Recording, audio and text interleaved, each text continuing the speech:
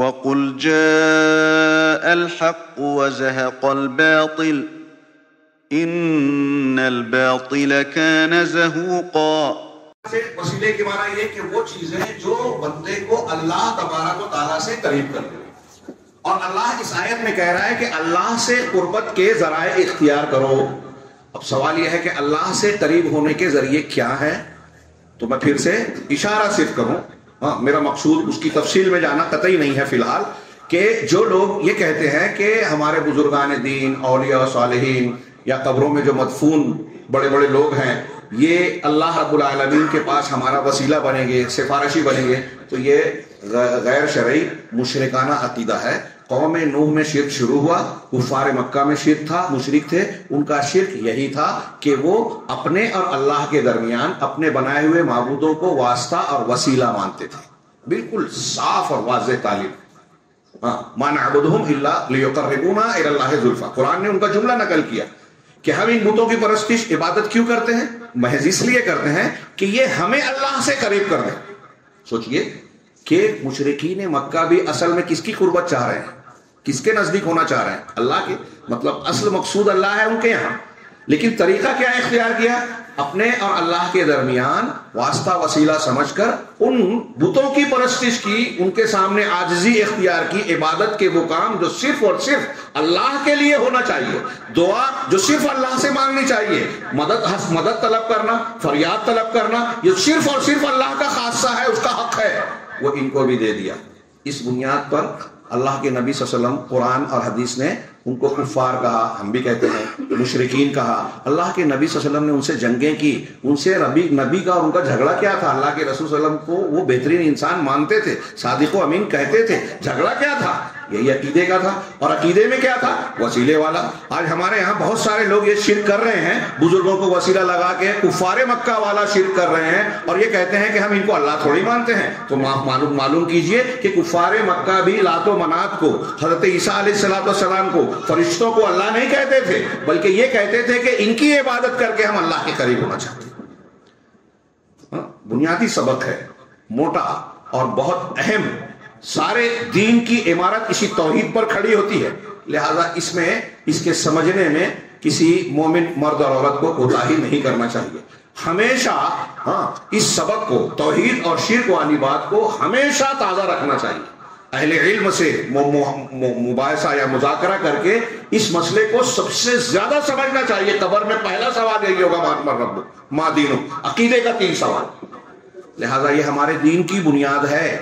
تو اب میں یہ عرض کر رہا ہوں کہ وسیلہ، کون سا وسیلہ جو اللہ رب العالمین نے تلاش کرنے کے لیے کہا اور لوگوں نے اس کا غلط معنی پہنا دیا، شیطان نے بہکا دیا کہ دیکھیے اللہ رب العالمین تو خود کہہ رہا ہے وسیلہ تلاش کرو۔ اب عقلی اور دماغی طور سے مختلف قسم کی دلیلیں دینے لگے، گھرے چھت پہ چڑھنے کے لیے سیڑھی کا وسیلہ لگتا ہے، اس سے اوپر جانے کے لیے اس سے بڑا وسیلہ لگتا ہے، اس سے اوپر جانے کے لیے، چاند پہ جانے کے لیے راکٹ کا وسیلہ لگتا ہے۔ تو اللہ رب العالمین تک پہنچنے کے لیے کوئی وسیلے کی ضرورت نہیں ہے۔ دنیا میں بادشاہوں سے کام کروانا ہے تو بڑا ڈائریکٹ آپ بادشاہ سے کہہ سکتے ہیں کیا؟ وزیروں کو، شہزادوں کو اگر آپ کا تعلق ہے، محل کے کسی ایسے انسان کو جو بادشاہ سے ربط ضبط رکھتا ہے، جو آپ کو بھی جانتا ہے، بادشاہ سے بھی تعارف ہے، اس کو آپ وسیلہ بناتے ہو، تو رب العالمین کے پاس ایسے کیسے چلے جاؤ گے؟ یہ سنتے ہیں نا آپ اپنے درمیان میں۔ کتنی بظاہر ایک عام انسان یا جاہل آدمی کے لیے یہ مطمئن ہو، لیکن دیکھیے یہ اس طرح کا قیاس کرنا، اس طرح کا استدلال کرنا اس بات کی دلیل ہے کہ ہم نے اللہ کو پہچانا ہی نہیں۔ اللہ رب العالمین نے قرآن میں رب کی جو خصوصیات اور صفات بتائی ہیں، رب کی جو عظمت و کبریائی بتائی ہے، اس کو اس طرح پیش کیا ہے کہ مخلوق میں کوئی اس کے جیسا ہے ہی نہیں، اور وہ کسی مخلوق کی طرح نہیں۔ ہم یہ مان ہی نہیں رہے ہیں، ہم یہ مان رہے ہیں کہ دنیا کا بادشاہ جیسے ہم کو نہیں پہچانتا، وزیر سے پہچانوانے کی ضرورت پڑے گی، تو آپ یہ اللہ کو بھی ویسے ہی مان رہے ہو کہ اللہ بھی اپنے بندوں کو نہیں پہچانتا؟ وسیلے کی ضرورت یہاں کیوں پڑتی ہے کہ بادشاہ آپ کو نہیں پہچانتا؟ وقت کا وزیر ہے کوئی، اس کے پاس کام ہے، کسی کمپنی کا مالک مینیجر ہے، وہ نہیں پہچانتا، تو اس کے پہچاننے والے کو آپ بیچ میں ڈالتے ہیں کہ میری بات نہیں سنے گا، اس کی سنے گا۔ آپ اللہ کو بھی ایسا ہی مان رہے ہو کہ اللہ رب العالمین اپنے بندوں میں سے کسی کو نہیں پہچانتا یا اس کی حاجتوں اور ضروریات کو نہیں جانتا؟ یہ بیچ کے لوگ بتائیں گے کہ اللہ یہ تیرا بھلا بندہ ہے، اس کے پاس اولاد نہیں ہے، یہ تیرا بہت اچھا بندہ ہے، اس کو اولاد دے دے، اور اللہ دیتا نہیں، اس کے بولنے پہ دے دے گا۔ سوچئے یہ 3-4 باتیں ملائیے، اگر میں اس کی تفصیل میں جاؤں تو پورا وقت چلا جائے گا اسی میں۔ ہاں، میں یہ عرض کرنا چاہتا ہوں کہ اللہ رب العالمین مخلوق کی طرح نہیں ہے۔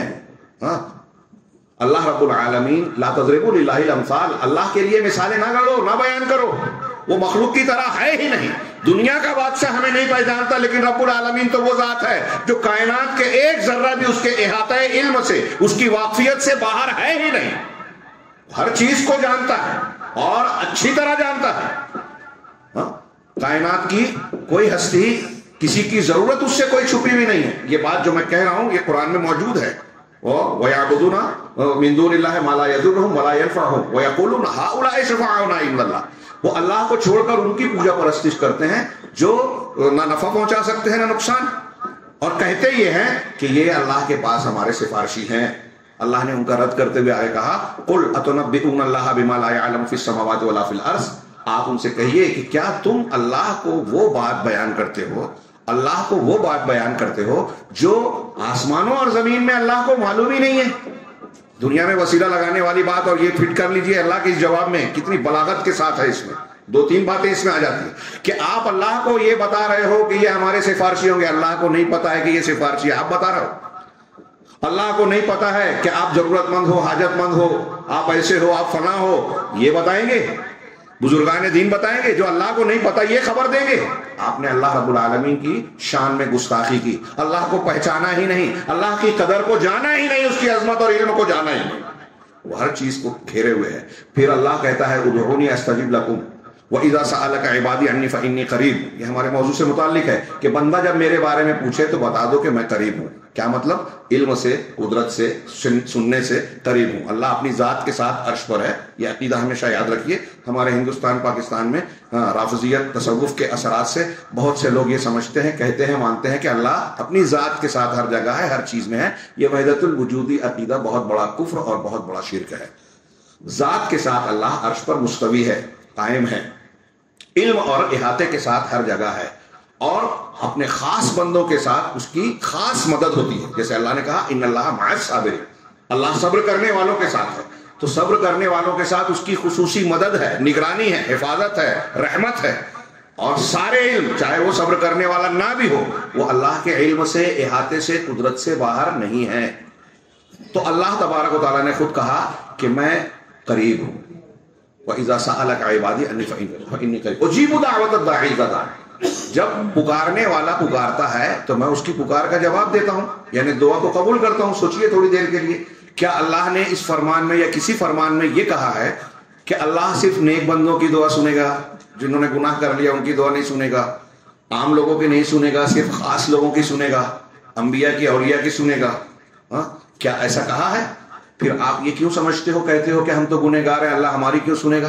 اللہ نے تو دوسری جگہ یہ بھی کہا کہ ادعونی استجب لکم، یہ بھی سب سے کہا کہ مجھ سے دعا مانگو، مجھ سے طلب کرو، مانگو، میں دوں گا۔ ایک چھوٹی سی کتاب ہے، ہر مرد اور عورت کو ہندوستان میں سمجھتا ہوں پڑھنا چاہیے، تقویت الایمان، شاہ اسماعیل رحمہ اللہ کی تقویت الایمان۔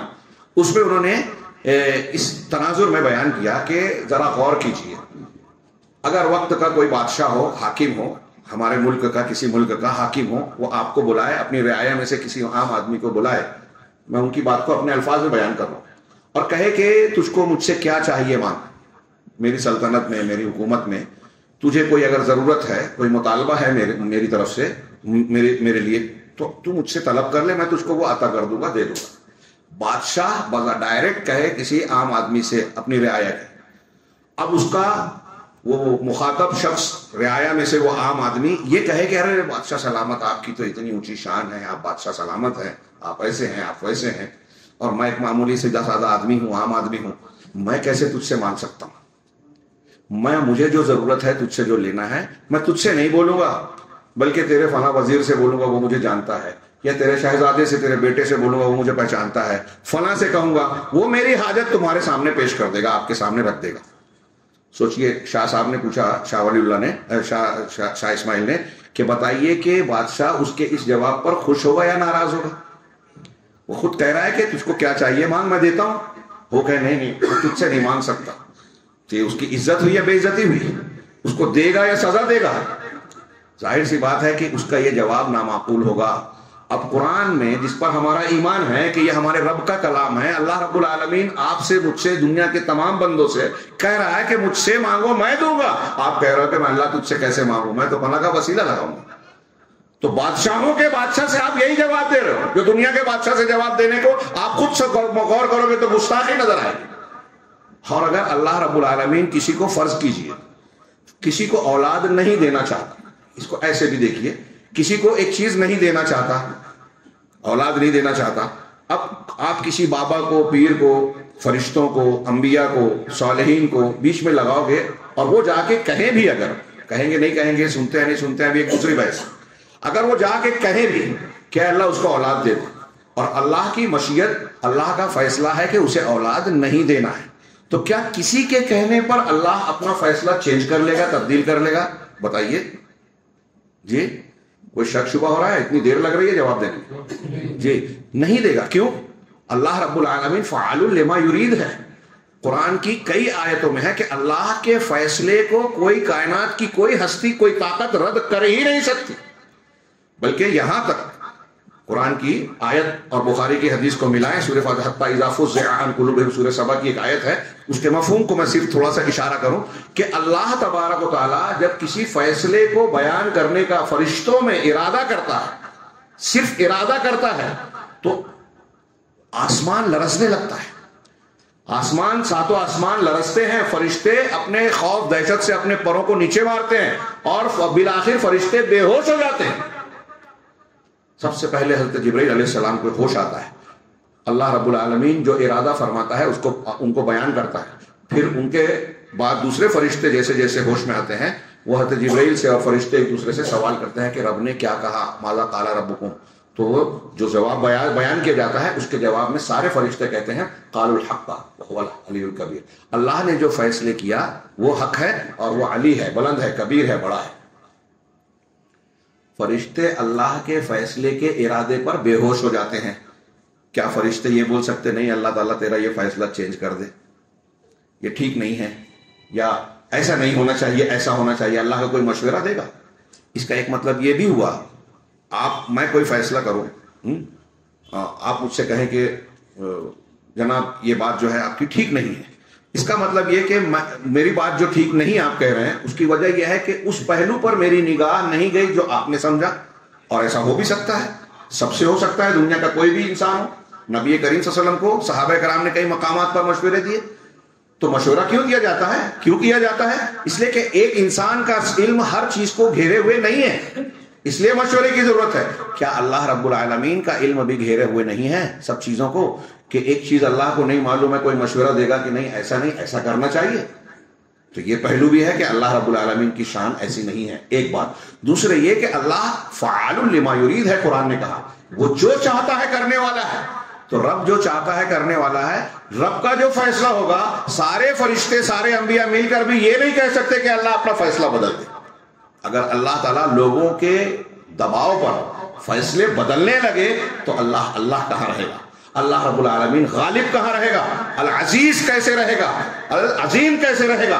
القاہر فوق عبادہ کیسے کہا جائے گا؟ اگر ہم ایسا مانتے ہیں کہ لوگوں کے وسیلہ لگانے سے اللہ فیصلہ بدلے گا تو اس کا مطلب ہم نے اللہ کی قدر نہیں کی، پہچانا نہیں، بے عزتی کر رہے ہیں رب کی، اللہ کے اسماء و صفات سے اس کو پہچانا نہیں. تو بات کو سمیٹوں، اللہ کہہ رہا ہے مجھ سے مانگو. رسول اللہ صلی اللہ علیہ وسلم نے فرمایا کہ رب کو شرم آتی ہے، شرماتا ہے کہ بندہ اس کے سامنے ہاتھ پھیلائے گڑگڑائے اور وہ اپنے بندوں کے ہاتھ کو خالی واپس لوٹا دے. کیا رب کریم ہے؟ ہاں، اللہ شرماتا ہے، حی ہے، ستیر ہے، اسی حدیث میں کے بعض روایات میں ہے. تو اللہ رب العالمین خود کہہ رہا ہے مجھ سے مانگو. اب ہماری حاجت اور ضرورت ہے، ہماری پریشانیاں ہیں، مسائل ہیں، دقتیں ہیں، ذات میں ہیں، گھر میں ہیں، سماج و معاشرے میں ہیں، دنیا کی پریشانیاں ہیں. دنیا کی پریشانیاں بہرحال چھٹنی ہیں، دنیا سے بڑھ کر مرنے کے بعد برزخ کی اور پھر اس کے بعد آخرت کی پریشانیاں ہیں. ان سب چیزوں کو کون حل کر سکتا ہے؟ اللہ رب العالمین. ہاں، جو جنت اللہ کی ہے تو جنت اللہ کی ہے پر ہم اللہ ہی سے مانگیں گے نا. اہل علم نے بیان کیا کہ جس طرح جنت مانگتے ہیں ایسے روزی اللہ کی اللہ ہی سے مانگی جائے گی. عزت اللہ کے اختیار میں اللہ ہی سے مانگی جائے گی. حفاظت صحت اللہ ہی کے اختیار میں اسی سے مانگی جائے گی.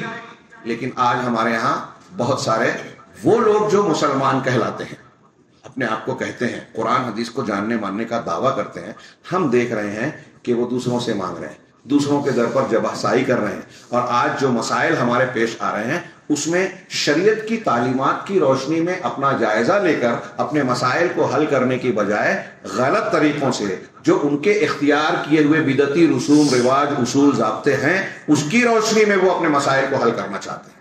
آج ہم دیکھتے ہیں کہ کچھ لوگ جو ہے ہمارے یہاں مالیگاؤں میں ابھی کچھ دن جو ہے بارش نہیں ہو رہی تھی تو کیا کیا گیا, بزرگان دین کا وسیلہ لگا کے دعا مانگی جائے, اعلان آیا.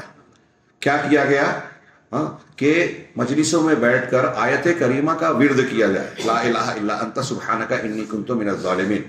اب بتائیے یہ پریشانی کی حالت کو حل کرنے کے لیے رب سے مانگ رہے ہیں, لیکن طریقہ کون سا اختیار کر رہے ہیں جو قرآن نے نہیں بتایا, حدیث نے نہیں بتایا, صحابہ کرام نے, تابعین نے, یہاں تک کہ ائمہ کرام نے بھی اس کی طرف کوئی رہنمائی نہیں کی, بلکہ ان لوگوں سے یہ ثابت ہے کہ یہ غلط ہے, بدعت ہے, نئی چیز ہے دین میں. غور فرمائیں, یہ ثابت ہے کہ دین میں یہ غلط چیز ہے, بدعت ہے. گھڑی میں سمجھتا ہوں کہ میرے خطاب سے زیادہ اہم سوال و جواب ہے. میں کچھ باتیں اس تناظر میں عرض کرنا چاہتا ہوں کہ اپنے مسائل کو حل کرنے کے لیے یہ جو میں نے بات کہی ہے, اب اس تناظر میں ہم اللہ رب العالمین کے جناب میں جب پلٹیں گے تو ہمیں اللہ کی طرف وسیلہ حاصل کرنا ہے. کیسے؟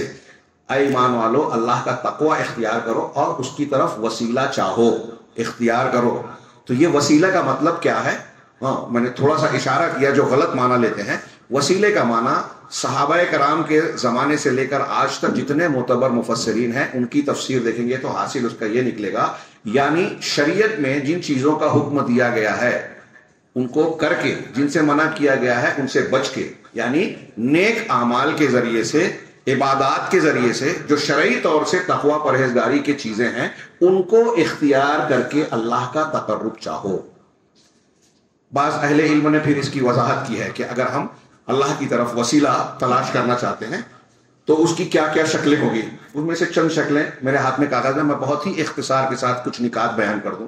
سب سے پہلی شکل کہا کہ اللہ رب العالمین کی قربت اگر ہمیں چاہنی ہے تو سب سے بہترین وسیلہ اللہ تبارک و تعالیٰ کے اسماء حسنی اور اس کے صفات علیہ کا ہے. کئی آیتیں ہیں, اس میں سے صرف ایک آیت میں پیش کروں, وَلِلَّهِ الْأَسْمَاءُ الْحُسْنَى فَادْعُوهُ بِهَا. اللہ کے بہترین نام ہے, اللہ کے بہترین نام ہے, اللہ کو انہی ناموں کے ذریعے سے پکارو. آپ کو جو, ہم کو جو مانگنا ہے, فرض کیجئے روزی مانگنا ہے تو اللہ کی رزاقیت اور ربوبیت کے جو نام ہے اس کا حوالہ دیں. اللہ کا رحم چاہیے تو اللہ کے رحمان رحیم رؤوف ہونے کا حوالہ ہے, اس کو دیں. اللہ رب العالمین کی معافی چاہیے کہ ہم سے گناہ ہو گیا, بخشش چاہیے تو اللہ غفور ہے, بخشنے والا, بہت بخشنے والا.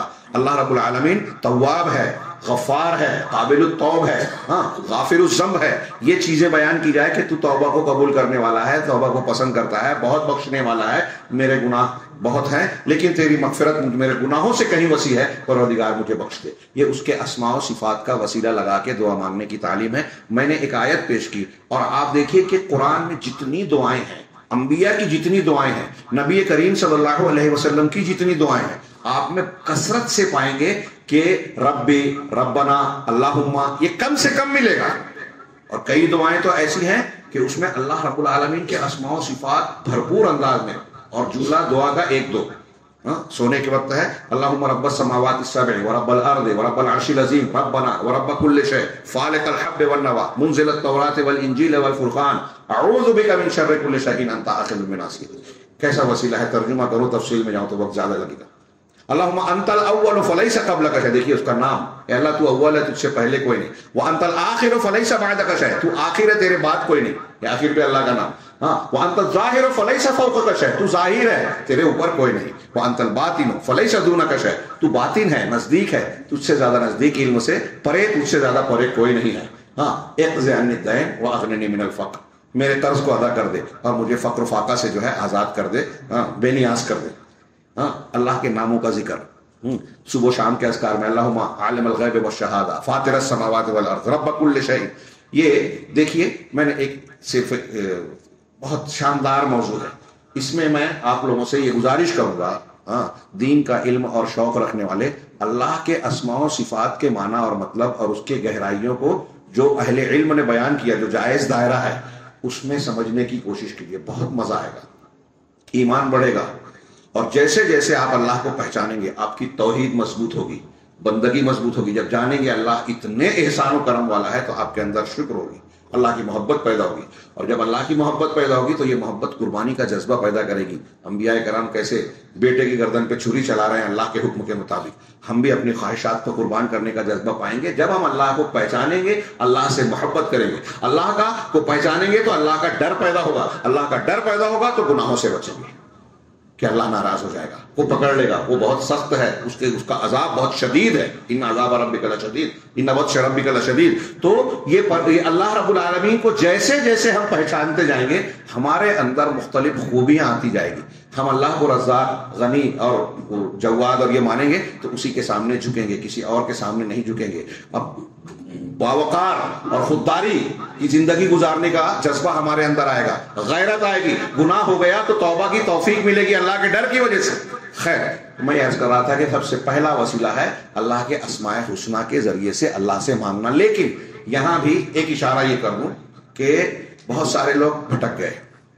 ہمارے یہاں ہندوستان پاکستان کا عجیب و غریب معاملہ ہے کہ اللہ رب العالمین کے ناموں کے ذریعے سے مانگنے کی تعلیم دی گئی تو یہاں کچھ اوراد و اذکار ایجاد کر لیے گئے. آپ نے دیکھا ہوگا کہ بعض گھروں میں، دکانوں میں یا قویو یا قویو یا جوادو یا جوادو یا رزاقو یا رزاقو لکھا ہوتا ہے. میں نے سنا ہے بعض لوگ نماز پڑھنے کے بعد پیشانی پکڑ کے یا قویو 7 مرتبہ کہتے ہیں ایسا کر لو تو یہ ہو جائے گا.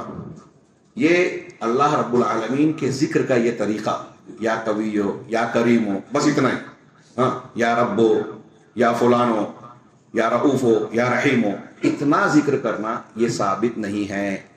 متعدد اہل علم نے بشمول علامہ ابن تیمیہ رحمہ اللہ کے لکھا ہے کہ اس طرح ادھورا جملہ جس کا کوئی معنی نہیں ہوا، آپ کو میں جیسے شاہ ولی اللہ صاحب کو میں پکاروں شاہ صاحب شاہ صاحب شاہ صاحب، یہ متوجہ ہو گئے میری طرف، اب میں آگے کچھ کہہ ہی نہیں رہا ہوں تو کیا کہیں گے بھائی آگے کچھ کہیے، یہ کیا بدتمیزی کی مچا رکھی ہے.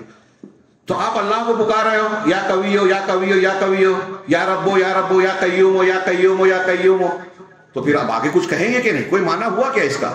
اللہ کے جتنے بھی اذکار قرآن و حدیث سے ثابت ہے وہ پورا جملہ ہے.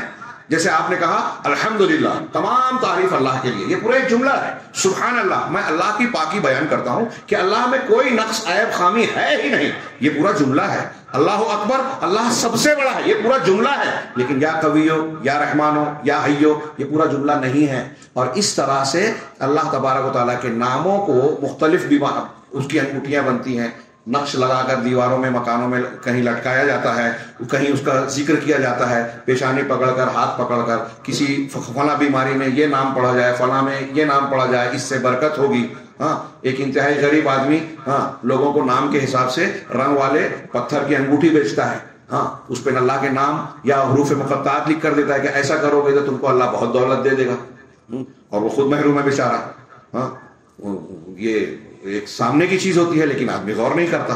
خیر، تو یہ طریقہ اللہ کے ناموں کے وسیلہ لگانے کا مطلب میں نے جیسا کہ اشارہ کیا، جو چیز آپ کو چاہیے اس مناسبت سے آپ اللہ کے قرآن و حدیث میں جو نام دیے گئے ہیں اس کا وسیلہ لگا کے دعا مانگیں.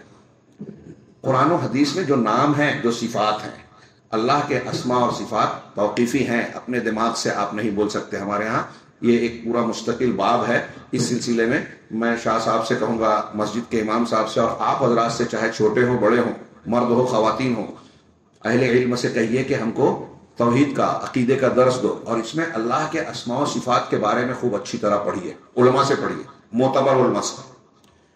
بہت ہی آپ کو یہ علم لذیذ معلوم ہوگا. میں نے شاید اس سے پہلے اس مسجد میں بھی بہت سے خطابات میں ذکر کیا، علامہ ابن قیم وغیرہ نے سلف کا قول نقل کیا کہ دنیا کے مسکین ہیں وہ لوگ، بہت غریب ہیں، مسکین اور محروم ہیں، جو دنیا میں آئے اور دنیا کی سب سے لذیذ نعمت کا مزہ چکھے بغیر اس دنیا سے چلے گئے. تو لوگوں نے پوچھا کہ دنیا کی سب سے لذیذ نعمت کیا ہے؟ تو انہوں نے کہا اللہ رب العالمین کی معرفت، اس کے اسماء و صفات کے ذریعے سے، اور اس کا قرب اور اس سے انسیت حاصل کرنا، یہ دنیا میں سب سے لذیذ نعمت ہے کہ آپ اللہ کو پہچانیں. اور واقعی یہ ایمان کی لذت جب آپ کو ملے گی نا تو آپ کو لگے گا کہ یہ لذت کسی اور چیز میں ہے ہی نہیں. اور واقعی وہ سب سے بدقسمت ہے جو دنیا میں آئے، وہ چاہے جتنی دولت شہرت اور کچھ بھی پالے، لیکن اگر ایمان نہیں ہے، اللہ کی معرفت نہیں ہے، بہت محروم اور بدقسمت ہے. تو اسے سیکھیے، میں عرض کر رہا ہوں. اور یہ اس کے بہت سے فائدے ہیں، اور بلا وجہ اللہ رب العالمین نے قرآن میں بار بار اپنے ناموں کو، صفات کو، توحید کو بیان نہیں کیا ہے. اگر ہم اس کو سمجھ کر پڑھیں گے نا، جانیں گے نا، تو ہمارے ایمان، ہمارے اعمال پر اس کا گہرا اثر پڑے گا. دوسری چیز یہ ہوا، پہلا سب سے اہم توسل. دوسرا اہل علم نے بیان کیا کہ جو مختلف ہیں، 20 ہیں، میں 2-4 کا تذکرہ کر رہا ہوں، کہ یہ کہ اب اللہ سے جب ہم کو مانگنا ہے تو اپنی عاجزی، اپنی پریشانی اور اللہ رب العالمین کے سامنے اپنے فقر اور بے بسی کا ذکر کریں کہ اللہ تو مالک ہے، تو کامل ہے، تو ہر چیز پر قادر ہے، اور میں پوری طریقے سے بے بس، تیرا محتاج ہوں، تیرے در کا فقیر ہوں. دیکھیے موسیٰ علیہ السلام کے واقعے میں سورہ قصص میں پڑھیے، مصر سے مدین گئے، بھوکے پیاسے ہیں، تھکے ہارے ہیں. وہاں دیکھا عورتیں 2 الگ کھڑی ہیں، دوسرے لوگ کنویں پہ پانی پلا رہے ہیں. پوچھا کیا بات ہے؟ کہا یہ مرد حضرات ہیں، ہمارے گھر میں کوئی مرد نہیں ہے، ابا بیمار ہیں، ہاں پانی پلانا ہے، مرد پلا لے تو ہم پلائیں گے. حضرت موسیٰ علیہ السلام کس کنڈیشن میں تھے؟ سفر کر کے گئے ہیں، اجنبی جگہ ہے، تھکے ہوئے ہیں، بھوکے ہیں. یہ نہیں کہا کہ میں خود پریشان ہوں. ایسی حالت میں بھی ان دونوں عورتوں کی مدد کی، ان کی بکریوں کو اکیلے کنویں سے جا کے پانی پلایا. پھر بھی ان سے یہ نہیں کہا کہ اس کا کچھ بدلہ دے دو، میرا کام چل جائے، میں کچھ. اس کے بعد قرآن میں ہے کہ درخت کے سائے میں آئے، ٹیک لگایا، اور کیا جملہ کہا.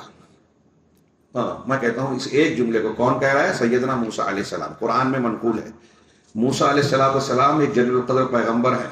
ہاں دنیا کا کوئی ولی، کتنا بھی پہنچا ہوا ولی ہو، ایک وضو سے پوری زندگی کی نماز کیوں نہ پڑھتا ہو، کسی پیغمبر کے پیر کی دھول کے برابر نہیں پہنچے گا. جو یہ عقیدہ نہیں رکھتا کہ انبیاء کا درجہ سب سے اونچا ہے، وہ کافر ہے. یہ ہمارے اہل سنت والجماعت کے علماء کہتے ہیں، مطلب سب سے اونچا درجہ انبیاء کا. انبیاء میں بھی رسولوں میں بھی اولو العزم رسولوں میں عام طور سے تیسرے نمبر پر اللہ کے نبی صلی اللہ علیہ وسلم سب سے افضل، پھر حضرت ابراہیم، پھر حضرت موسیٰ دیتے ہیں. بنی اسرائیل کے سب سے زیادہ بڑے پیغمبر حضرت موسیٰ علیہ السلام. وہ درخت کے نیچے بیٹھ کے دعا مانگتے ہیں. سورہ قصص میں جملہ پڑھیے، رب انی لما انزلت الی من خیر فقیر. پروردگار تو میری طرف جو بھی خیر نازل کرے میں اس کا محتاج ہوں، میں محتاج ہوں اس خیر کا جو تو میری طرف نازل کرے. پیغمبر اپنے آپ کو محتاج کہہ رہے ہیں. ہمارے یہاں لوگ اولیاء سے مانگ رہے ہیں اولاد، روزی، مشکلات کا حل، اور نہ جانے کیا کیا، ان کا وسیلہ لگا رہے ہیں. اللہ کے پیغمبر خود اللہ سے مانگ رہے ہیں. قرآن میں جگہ جگہ ہے، انبیاء کی دعائیں ہیں جو اس بات کی دلیل ہے کہ پیغمبر خود بھی اللہ کے محتاج ہیں. خود کہہ رہے ہیں حضرت موسیٰ علیہ السلام کہ میں تیرا محتاج ہوں ہر اس بھلائی کا جو تو میری طرف نازل کر. تو دوسری چیز یہ کہ آپ اور ہم جب اللہ سے مانگیں تو اپنی عاجزی کا اظہار کریں، گڑ گڑائیں، اپنے آپ کو اللہ کے حوالے کریں، اس کی عظمت و کبریائی کے جناب میں اپنے آپ کو پوری طریقے سے دے دیں، اپنے آپ کو بے بس. رب انی مسنی الضر وانت ارحم الراحمین. دعائیں دیکھیے، اللہ کے نبی صلی اللہ علیہ وسلم کا انداز دیکھیے. دعائیں کر سورہ مسند احمد کی ہے، اللہم انی عبدک وابن عبدک وابن امتک. شیخ ٹائم زیادہ تو نہیں لے رہا ہوں جی. ہاں اللہم انی عبدک وابن عبدک. باقی کون؟ سید المرسلین، خاتم النبیین کے الفاظ ہیں.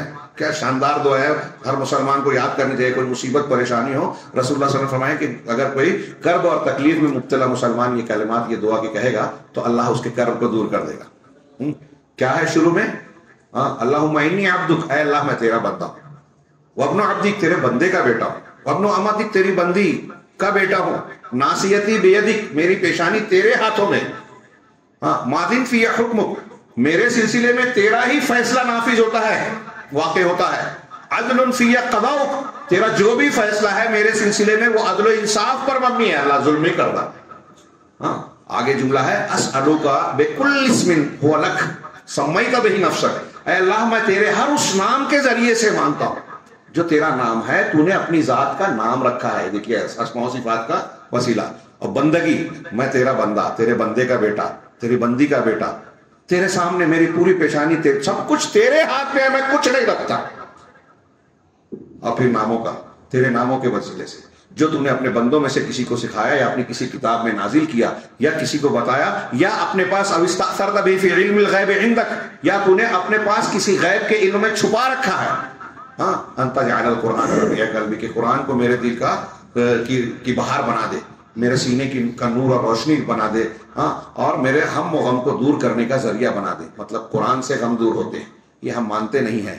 میں یہ جو چیزیں بیان کر رہا ہوں یہ قرآن و حدیث کی روشنی میں ہمارے مسائل کے حل کرنے کے روحانی اور معنوی اسباب ہیں, جسے آج ہم غیر ضروری سمجھتے ہیں اور مادی چیزوں کے پیچھے بھاگے جا رہے ہیں. ان چیزوں کو چھوڑ کر مادی چیزیں اسی وقت اثر انداز ہوگی جب ہمارے یہ روحانی اسباب مضبوط ہوں گے. تیسری چوتھی ایک دو چیز اور بیان کر دوں کہ اللہ رب العالمین سے قربت کا ایک طریقہ ہے کہ ہم اپنے آپ کو اللہ تبارک و تعالیٰ کی اطاعت و فرما برداری میں اپنی پوری طاقت کے مطابق دے دیں. اللہ تعالیٰ کی شریعت کی پابندی کریں. بہت مشکل کام ہے, بولنا آسان ہے, میں بھی کہہ رہا ہوں اللہ مجھے پابند بنائے, بہت کمیاں کمزوریاں ہیں. اپنی طاقت کے مطابق اللہ رب العالمین اور رسول اللہ صلی اللہ علیہ وسلم کی تعلیمات کو بجا لانا, اطاعت و فرما برداری کرنا. قرآن و حدیث میں صرف اگر ان آیتوں اور حدیثوں کو ہم اکٹھا کریں کہ اللہ اور رسول کی اطاعت و فرما برداری کے کیا کیا فائدے ہیں تو ایک موٹی کتاب تیار ہو سکتی ہے. ہاں میں یہاں ایک آیت کی طرف اشارہ کروں, نیکیاں, عبادات اور وہ کام جو اللہ نے کرنے کا حکم دیا ہے, خاص طور سے عبادات, یہ روحانی چیزیں ہیں. ہاں بندوں اور اللہ کے درمیان تعلق کا یہی رخ ہے. اسی لیے 5 وقت کی نمازیں انتہائی انتہائی انتہائی اہم ہیں. جو اس کی پابندی نہیں کرتا نا, سمجھ لیجئے کہ اس کا اور اللہ کا رشتہ کٹا ہوا ہے, نیٹ ورک کٹ ہو گیا رب سے بندے کا. یہ 5 وقت کی نمازیں ابتدا اور انتہا ہے, سمجھ لیجئے کہ اللہ سے جڑنے کی.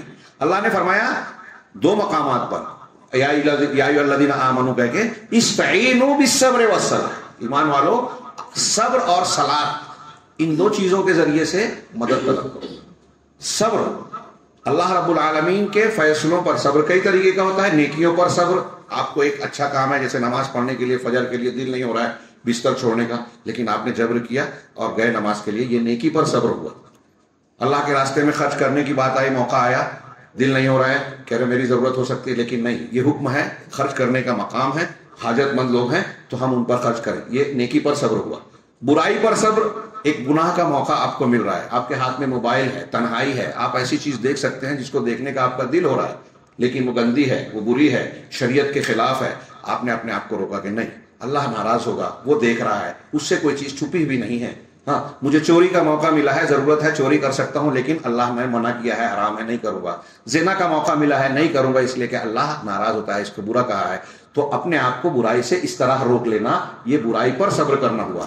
تیسرا صبر کی قسم یہ ہے کہ آپ کے ساتھ کوئی فیصلہ ہو رہا ہے, کوئی پریشانی ہے, کسی معاملے میں آپ ناکام ہو گئے, دھندے کاروبار میں نقصان ہو گیا, گھر میں میت ہو گئی, کوئی بیمار ہو گیا, ایکسیڈنٹ ہو گیا, قضاء و قدر کا کوئی فیصلہ ہو گیا جو آپ کو ناگوار لگ رہا ہے, اس پر یہ کہنا انا للہ و انا الیہ راجعون, یہ اللہ کا فیصلہ ہے. ہاں میں اللہ کے فیصلے پر مجھے کوئی شکوہ شکایت نہیں ہے, نہ زبان سے نہ دل میں اعتراض, شکوہ شکایت. ہاں ہمارے کچھ لوگ کہتے ہیں نا کہ میرا ہی گھر ملا تھا کیا, ابھی سال بھر پہلے ایک گھر میں میت ہوئی ہے, دوسری ہو گئی, کیا ہم نبی ہیں کیا؟ ہاں کیا اتنا صبر ہم ہی کریں کیا؟ مسلمانوں پر ہی اتنی بجلیاں گر رہی ہیں, طوفان آ رہے ہیں. یہ صبر کے خلاف اللہ رب العالمین سے شکوہ شکایت اور اعتراض ہے, نوحہ ماتم ہے جو کفر کی شکل ہے, ایمان کے منافی ہے, ایمان کے خلاف ہے. تو صبر سے مدد طلب کرو, بہت بڑا ہتھیار ہے. اگر آپ کچھ نہیں کر سکتے, میں نے بھی ایک جمعہ کا خطبہ دیا کہ بہت سارے لوگ ڈراتے ہیں, سوچئے یہ دعا, اللہ سے تعلق, ایک مسلمان کے پاس, ایک بندے کے پاس ایسا ہتھیار ہے نا کہ کسی بھی حالت میں آپ سے یہ چھین ہی نہیں سکتا. سیدنا یونس علیہ السلام مچھلی کے پیٹ میں ہیں, رات کا اندھیرا, پانی کے اندر, مچھلی کے پیٹ میں, کیا ذریعہ تھا, کون سا نیٹ ورک تھا دنیا سے جڑنے کا ان کے پاس؟ کوئی ذریعہ, کوئی مادی ذریعہ نہیں تھا. سوچئے نا, ہم واقعہ جانتے ہیں, ایمان رکھتے ہیں کہ یہ بالکل ہوا ہے, قرآن کا بیان ہے, حدیثوں میں موجود ہے. وہاں انہوں نے صرف اللہ سے دعا کی, لا الہ الا انت سبحانک انی کنت من الظالمین. کوئی نیٹ ورک نہیں, کوئی تھا, صرف اللہ سے. ہمارے اور آپ کے بھی کتنے بھی برے حال بظاہر ہو جائیں, اللہ سے مانگنے کا یہ دروازہ کھلا ہوا ہے اور یہ کوئی چھین نہیں سکتا. آپ کو کتنا بھی, اگر آپ کا منہ بند ہو جائے تو آپ دل میں دعا کر سکتے ہو, اللہ سے گڑگڑا سکتے ہو, مانگ سکتے ہو. اور اگر صبر کا ہتھیار ہے تو بڑے سے بڑا طوفان آ جائے, ہم جمے رہیں گے, ڈٹے رہیں گے, حق پر قائم رہتے ہوئے مشکلات کا سامنا کرنا, یہ ہے صبر. اگر یہ چیز آ گئی تو آپ جواں مرد ہوں گے، مومن ہوں گے، اور مشکلات کا مستقل پیریڈ کا بھی نہیں ہوتا، ایک پیریڈ ہوتا ہے۔ اللہ رب العالمین ان مع العسر یسرا کا قانون پر کو نافذ کر رکھا ہے دنیا میں کہ مشکل کے ساتھ سہولت بھی ہوتی ہے۔ پھر نماز کے ذریعے سے آپ مدد حاصل کرو۔ یہ فرض نماز ہے جس کو اللہ کے رسول نے اپنے آنکھوں کی ٹھنڈک کہا، اس کے بڑے فوائد ہیں۔ ہم نماز کے فائدے، اجر و ثواب دنیا اور آخرت میں اس کے نتائج بہت سے پڑھتے ہیں۔ اس میں چستی کا آنا، اب تو سائنٹیفک طور پہ بھی بہت سارے غیر مسلم بھی جو نماز کے اوقات ہیں، تعداد ہیں، جو نماز کی ہیئت ہے۔ ہمارے ایک کوچ تھے انڈین ایتھلیٹ میں، رامپور کے، اہل حدیث ہو گئے تھے، تو انہوں نے بتایا کہ جرمنی کے ایک بہت بڑے ریسرچ ورک کرنے والے ہمارے کیمپ میں آئے اور سارے کوچ کو جو ہے وہ ٹرین کر رہے تھے، مطلب کچھ خطاب کر رہے تھے۔ تو اس میں انہوں نے بتایا کہ یہ جو پیر کا جو ران کا حصہ، پچھلا حصہ ہے، ران کا پچھلا حصہ، سمجھ رہے ہیں میں جو بول رہا ہوں، پیر کا جو پچھلا گوشت ہے، لوتھڑا ہے، اس کی ورزش کا کہہ رہے ہیں کہ ہم بہت سی ورزش اور وہ بتاتے ہیں ریاضت، لیکن اس کی ورزش کرنے کا کوئی طریقہ ہمارے پاس بہت مؤثر نہیں تھا۔ تو ابھی نئے ریسرچ میں آیا ہے، انہوں نے بتایا رکوع کی شکل بتائی، رکوع کر کے بتایا کہ اس شکل کو جب اختیار کیا جائے تو یہ جو ہمارا عضلات کا یہ حصہ ہے نا، اس پر جو ہے اس کی ورزش ہوتی ہے، قوت ملتی ہے۔ لیکن کتنی دیر کرنا چاہیے؟ تو انہوں نے کہا شارٹ ٹائم، مڈل ٹائم اور لانگ ٹائم۔ شارٹ ٹائم انہوں نے کہا 4 سے 5 سیکنڈ، پھر مڈل ٹائم کچھ 7 سے 8 سیکنڈ، اور لانگ ٹائم کچھ 11-12 سیکنڈ، اس طرح کا انہوں نے، میں تھوڑا بھول سکتا ہوں اس نمبرنگ میں، تو انہوں نے اس طرح بتایا۔ اب انہوں نے کہا کہ آپ لوگوں میں سے کوئی یہ بتا سکتا ہے کیا کہ اس میں سب سے بہتر طریقہ کون سا ہوگا، سب سے بہترین ٹائمنگ کیا ہوگی؟ تو کمال الدین صاحب نام تھا ان کا، انہوں نے کہا، رامپور کے تھے، پیچھے میں بینچ پہ بیٹھا ہوا تھا، پورا ہال بھرا ہوا تھا، میری زبان سے جھٹ نکل گیا کہ مڈل ٹائم۔ بولے وہ چونک گئے، بولے کس نے یہ جواب دیا؟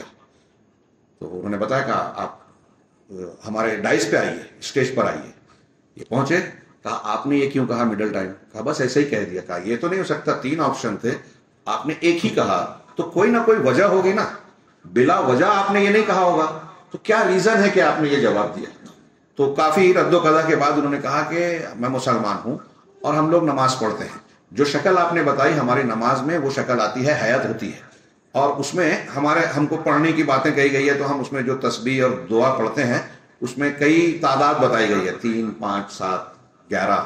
تو اس کو سامنے رکھ کے میں نے سوچا کہ بیچ والا جو ہے وہ زیادہ بہتر ہوتا ہے، کم سے کم 3 ہے، بیچ کا جو ہے 7 مرتبہ پڑھے جائے، تو اس کو سامنے رکھ کے میں نے کہہ دیا۔ یہ انہوں نے اپنے طور سے کہا۔ تو کہا نماز میں ایسی حیات ہے؟ تو انہوں نے کہا کہ نماز کیسے پڑھتے ہیں بتائیے؟ تو بولے کیا کہہ رہے ہیں؟ کہا نہیں، جو نماز آپ پڑھتے ہیں بتائیے۔ پورے ہال میں انہوں نے ان سے کمال الدین صاحب سے اسٹیج پر 1 رکعت نماز پڑھوائی، اور انہوں نے کہا کہ میں نے 1 رکعت نماز پڑھی۔ تو کہا کہ وہ دیکھنے کے بعد سر پکڑ کے کافی دیر تک خاموش بیٹھے رہے اور غور و فکر میں ڈوبے رہے، ہم لوگ سب حیرت سے دیکھ رہے ہیں۔ اس کے بعد وہ کھڑے ہو کے کہتے ہیں کہ ہم نے بہت پیسے خرچ کیے، بہت سے ماہرین کو لگایا، بڑی محنت و مشقت سے یہ سارے جو نتائج آپ کے سامنے پیش کر رہے ہیں، اسی لیے جب میں نے نتیجہ پیش کیا اور آپ نے مڈل ٹائم کہا تو میں حیرت میں پڑ گیا کہ جو ہم لوگوں نے اتنے غور و فکر کے بعد جو نتیجہ نکالا ہے وہ آپ ایسے کیسے بول رہے ہیں، یہ جاننا چاہا میں نے۔ اور اب جب میں نے نماز دیکھی آپ کی تو مجھے حیرت ہو رہی ہے کہ ہم نے یہ نماز پہلے کیوں نہیں دیکھی۔ یہ جسمانی ورزش کے اعتبار، ہماری نماز کا مقصد یہ سب نہیں ہے، اللہ سے عبادت اور تعلق ہے، عبادت ہے ہمارے نزدیک، لیکن اس کے ذیلی فوائد میں میں ایک اضافی چیز بتا رہا ہوں۔ ایسے کتنے فائدے بیان کیے جاتے ہیں اوقات میں، ٹائمنگ میں، اور دوسری ساری چیزوں میں۔ وضو کے فائدے، ہمارے مالیگاؤں کے ایک ڈاکٹر صاحب تھے، انتقال ہو گیا، انہوں نے وضو کے فوائد پر ایک پوری کتاب لکھی ہے، اور بتایا کہ بعض بیماریاں ایسی ہیں ناک میں پانی ڈالنے سے جو صاف ہو جاتی ہیں، وہ کسی دوا سے نہیں ٹھیک ہوتی، پانی سے ہی ٹھیک ہوتی ہے۔ تو بہرحال اللہ رب العالمین نے ہم کو کہا نماز اور صبر سے مدد حاصل کرو۔ عبادات کا بڑا درجہ ہے۔ ایک حدیث قدسی بخاری شریف کی ہے، اس کی طرف اشارہ کروں، آپ نے بہت مرتبہ سنی ہے۔ اللہ تبارک و تعالیٰ کا ارشاد، اللہ کے رسول نے بیان فرمایا کہ اللہ کہتا ہے کہ ما یزال عبدی یتقرب الی بالنوافل حتی احبہ، کہ بندہ برابر میری جانب نوافل کے ذریعے سے، اس سے پہلے کے جملے میں ہے کہ سب سے اہم چیز جو بندے کو مجھ سے قریب کرنے والی ہے وہ فرائض ہے جو میں نے فرض کیا ہے۔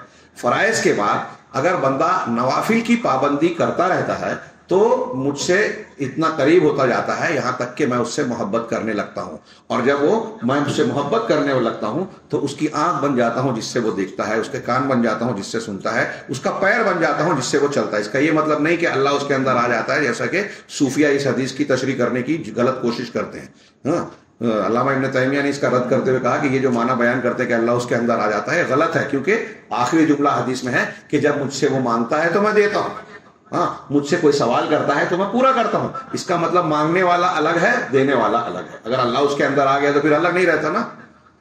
تو میں ہاتھ بن جاتا ہوں، آنکھ بن جاتا ہوں کا مطلب کیا ہوا کہ اللہ رب العالمین پھر اس کو ایسی توفیق دیتا ہے کہ وہ اپنی آنکھ کا استعمال اچھے کاموں میں کرتا ہے، شریعت کے مطابق کرتا ہے، ہاتھ پیر کا، اپنے اعضاء و جوارح کا استعمال بھی ایسے ہی کاموں میں کرتا ہے۔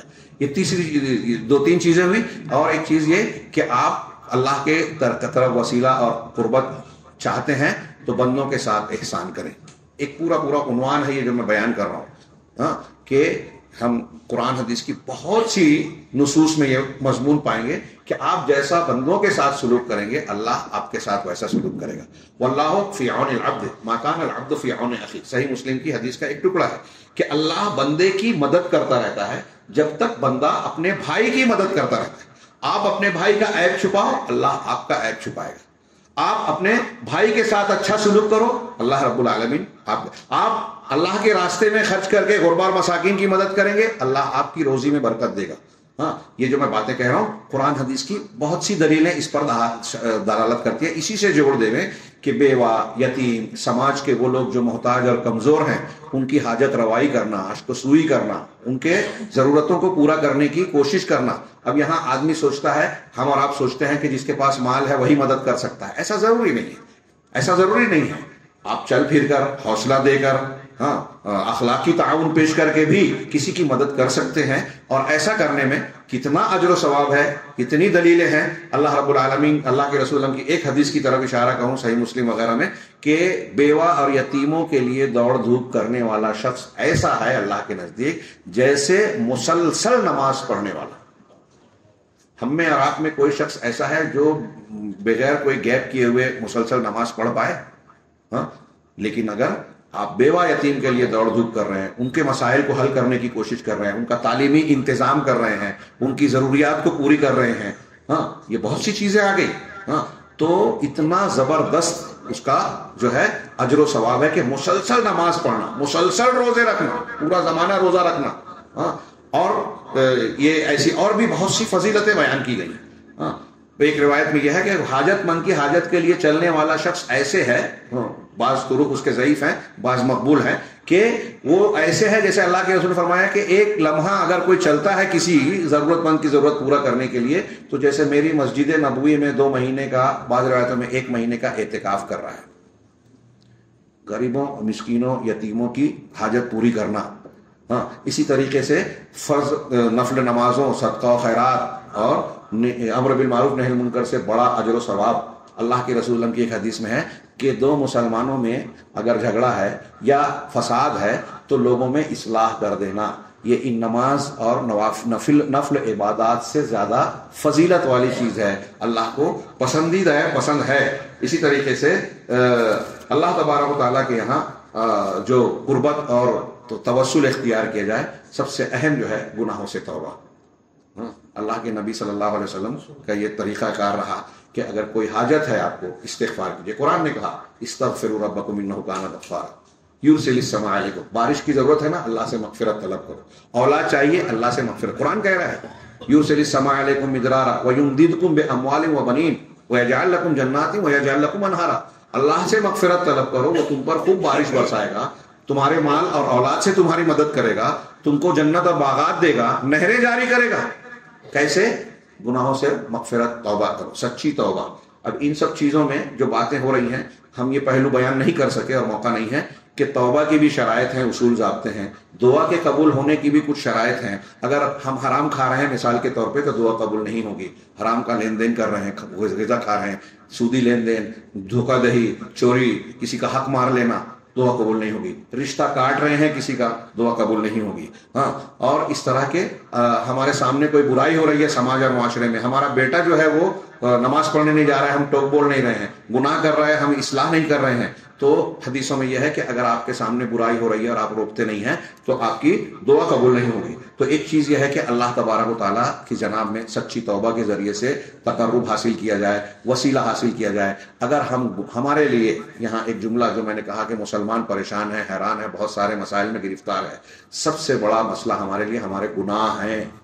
جس سماج میں گناہ زیادہ ہوگا اللہ کا عذاب زیادہ آئے گا, آنے کا امکان ہوگا. ہاں, اللہ رب العالمین, ہم اگر چاہتے ہیں کہ رکی ہوئی بارش آ جائے, ہم اگر چاہتے ہیں کہ اللہ کی ناراضگی دور ہو جائے, ہم اگر چاہتے ہیں کہ اللہ پھر سے ہم کو عزت دے, اپنی حفاظت میں لے لے, تو گناہوں سے توبہ کرنا یہ اس کا سب سے پہلا اور اہم ترین قدم ہے. ہمیں ڈرنا کسی دشمن سے زیادہ اپنے گناہ سے ڈرنا چاہیے. ہمارے لیے سب سے زیادہ گھاتک دشمن ہمارے گناہ ہیں. تو گناہوں سے توبہ کرنا یہ بہت اہم چیز ہے. لوگوں کے ساتھ احسان کرنا, اللہ نے کہا وَأَحْسِنُوا إِنَّ اللَّهَ يُحِبُّ الْمُحْسِنِينَ, احسان کرو, اللہ محسنین کو پسند کرتا ہے. اور محسنین میں احسان کا سب سے اونچا درجہ یہ ہے کہ آپ والدین کے ساتھ حسن سلوک کریں. ہمارے سماج میں جدید معاشرے, چمک دمک اور چکا چوند کے اثر میں ہم دیکھتے ہیں کہ سماج اور معاشرے میں, جیسے یورپ اور امریکہ میں کل ہوا تھا کہ اولڈ ایج ہوم بنتا تھا, بوڑھے ماں باپ بوڑھے ہو گئے تو گھر سے نکال کے ان کو حکومت کے حوالے کر دیں. بیٹے اور بیٹی کو کبھی فرصت ملی تو چلے گئے, نہیں ملی تو ان کی میت میں بھی نہیں گئے, فون کر کے بول دیا کہ ان کا آخری جو رسومات ہیں ادا کر دی جائے, جو پیسہ بل ہوئے گا ہم پیمنٹ کر دیں گے. یہ وہاں چل رہا تھا, میں نے شاید ذکر کیا تھا اس سے پہلے, سویڈن کا ایک واقعہ آیا تھا کہ 35-38 لوگ تھے مسلمان مبلغین, گئے قرآن کی آیتیں والدین کے حقوق پر بیان کیا, تو ایک بوڑھا کھڑا ہو کر کہنے لگا کہ تم لوگوں نے بہت بڑا ظلم کیا. یہ جو چیزیں آج آپ ہم کو سنا رہے ہیں نا, 40 سال پہلے بتانا تھا. اگر 40 سال پہلے ہم کو معلوم ہو جاتی تو ہم آج اپنے آنسو یہاں بہانے کے لیے تنہا اپنے آپ کو بے بسی کے شکنجے میں جکڑا ہوا نہیں پاتے. ہاں, ہم اس طرح آنسو نہیں بہاتے, تنہائی کے ساتھ نہیں جیتے. 40 سال پہلے معلوم ہوتا تو ہم اپنے بچوں کی ویسی تربیت کرتے جنہوں نے ہم کو گھروں سے نکال دیا.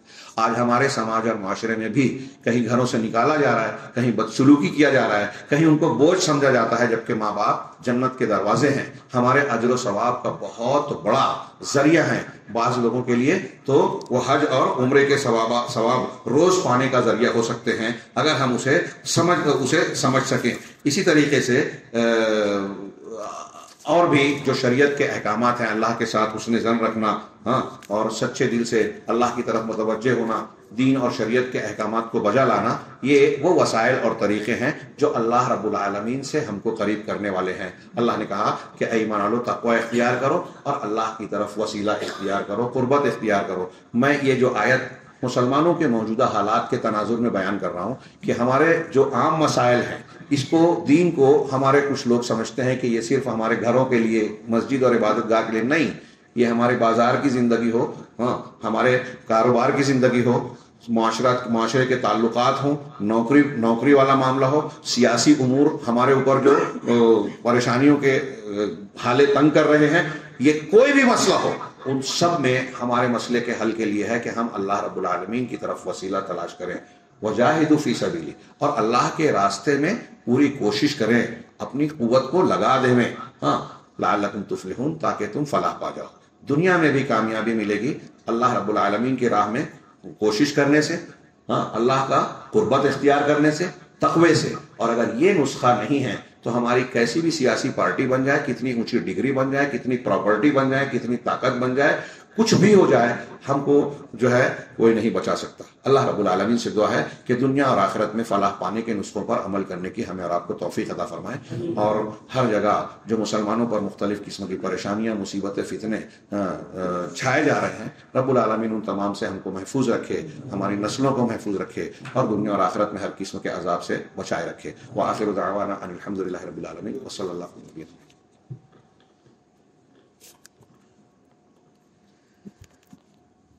السلام علیکم ورحمۃ اللہ وبرکاتہ. آپ نے